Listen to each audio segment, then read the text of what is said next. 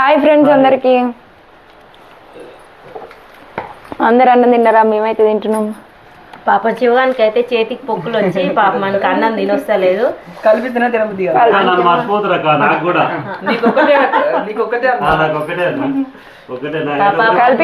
అయితే పొక్కులు వచ్చినాయి అందుకే కలిపిస్తే తినబుద్ధి కాదంట.